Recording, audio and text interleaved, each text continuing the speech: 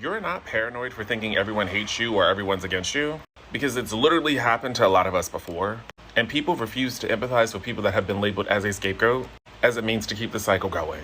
A lot of us have actually been in positions where we have walked into situations where we've done absolutely nothing to no one. Boom, somebody doesn't like you. Boom, they get everybody else not to like you. Boom, now everybody's claiming that you're this horrible person, and you don't know any of these people like that. This doesn't just happen at work or school or with friends or in business. This happens in families all the time. Time and time again, one singular person gets blamed for the actions of a group of people that are targeting that person based on insecurities that they have that have nothing to do with the person that's being labeled the scapegoat. And then the scapegoat's left with the trauma, left with the wreckage that is now their life, because it catches you so far off guard and you care about people that by the time you realize what's happened, everything's gone. It's just all gone. Crushed, destroyed, gone.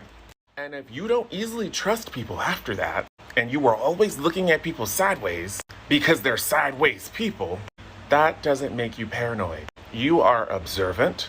You don't want to be traumatized again. And it's not that you haven't healed. It's the fact that there really isn't truly support for people that have been in those situations. Because a lot of times you get into a situation like that you didn't even get into, but somebody else put and brought you into, and then you go seek help, and then you find out that the people that are supposed to help you aren't helpful either. A lot of advocacy groups and departments are just for show to actually continue perpetuating the behavior.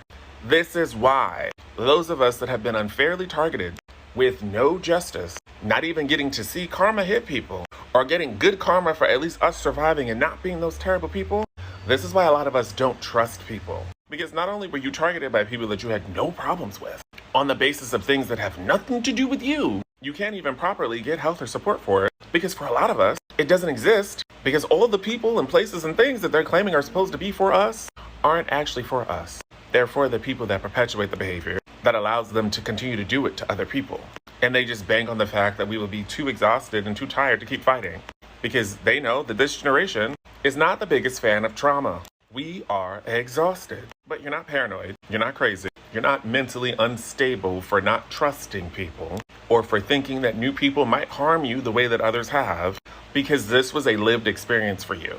That does not mean that everyone is going to hurt you. It just means that we understand the risk. Sometimes we don't want to take the risk at all, or we just want to make sure that we're actually getting to know people well enough in hopes that they won't replicate anything that we have already been through. And sometimes that's not even enough, because if someone wants to cause harm, they're going to try to cause harm, point blank, period. But you're not paranoid. You're just seeing what other people are refusing to see, and that a lot of people won't see until it happens to them too.